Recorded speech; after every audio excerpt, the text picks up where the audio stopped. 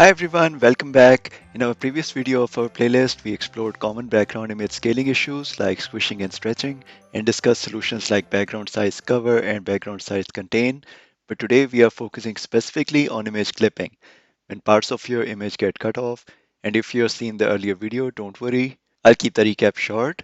So today we are diving deep into how to solve clipping issues using those techniques and a few new tricks. So let's dive right in. Let's quickly review the two techniques we covered before, background size cover and background size contain. They are both powerful tools for controlling how an image fits inside a container, but while they can solve the problem of scaling, they can lead to clipping. So the question is, how do you manage clipping? But before that, let's quickly go over the definition of both since that's important. So cover value of background size ensures image covers the entire container, though it may be clipped to maintain aspect ratio. So that's one we need to watch out for. Contain makes sure the entire image is visible, but it may leave empty space available if aspect ratio of container does not match that of the image. So first I'm going to show you what happens when we don't properly handle the scaling of our background image. Here's a simple HTML and CSS setup. We have a container that's 200 pixel wide and 300 pixel tall, and inside it we are placing a large image of 1024 cross 768 pixels, which has an aspect ratio of 4 cross 3. And as you can see, the image has been inserted without any scaling, and because the aspect ratio of the container doesn't match the image's aspect ratio, parts of the image have been clipped very badly. This is a common problem when you are working with background images and responsive designs, and it's easy to overlook. So how do we fix this? The easiest solution is to use background size cover property. This ensures that the image will scale to completely fill the container while maintaining the aspect ratio. However, be warned, when you do this, some part of the image may still get clipped if the aspect ratios of the container and image differ. So let's go ahead and give it a try. So I'm going to change background size from auto to cover and let's see the result. Okay, now with background size cover, the image covers the container entirely, while some clipping may still occur. The most important part of image is always visible, in this case, the center of the image.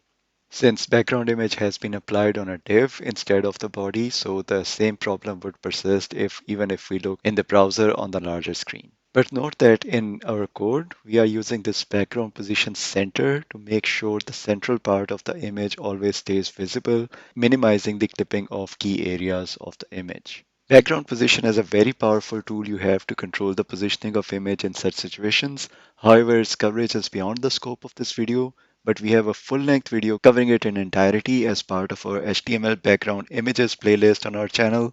So be sure to check that out so you can stay in full control of background image positioning in all situations. Before we move ahead, let me quickly show you what happens if we remove this background position center, and as you can see it starts from the top left by default, and we were using background position center to make the central part of the image stand out. Right, so moving on, what if you don't want any clipping at all? Well, that's where background size contain value comes in. This property ensures that the entire image fits within the container without clipping. However, the downside is that it may leave empty space around the image if the aspect ratios don't align. So let's give it a try. So I'm going to say background size contain. And now the entire image, as you can see, fits inside the container. But as you can see, there's some empty space left over.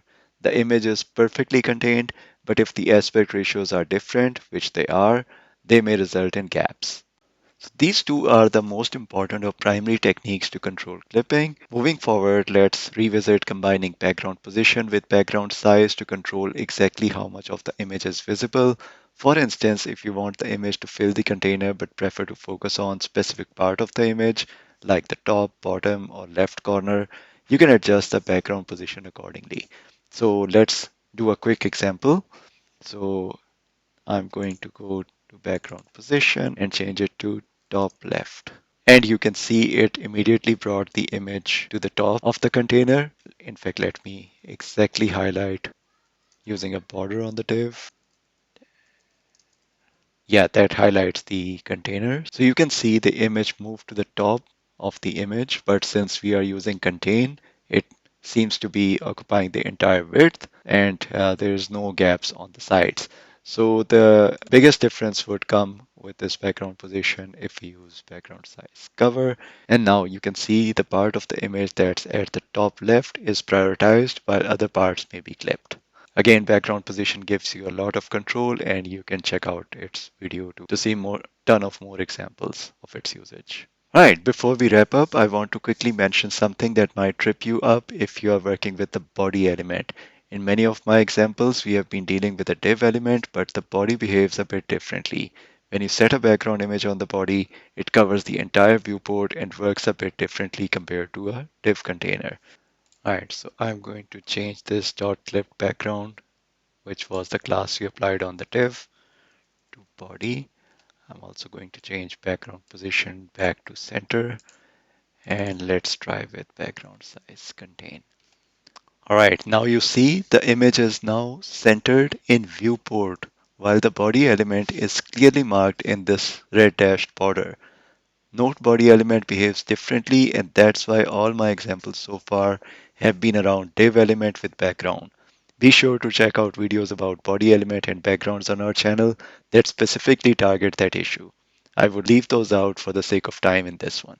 As a final parting comment, note that there is no clipping with contain, but there is empty space even with this body element being applied on the entire viewport because the aspect ratios of the image still do not match with those of the viewport. Right, let's quickly recap what we learned today. So image clipping happens when your image is too large to fit the container or your container's aspect ratio doesn't match the image's aspect ratio. To fix it, you can use background size cover to ensure the container is fully covered, though some clipping may occur.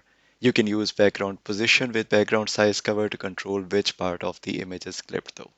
If you want to avoid clipping completely, background size contain will ensure the image fits without cutting off any parts, but be prepared for empty spaces around the image. Now that you know how to handle image clipping, you can make sure your background images always look great, no matter what device or screen size they are being viewed on. Alright, that brings us to the end of the video. If you found this video useful, don't forget to hit that like button and subscribe to our channel for more tips like this. We have got plenty more content in this series, our HTML background images series, as well as our full stack web development series. And you won't want to miss what's coming next. Thanks for watching. I'll see you in the next one.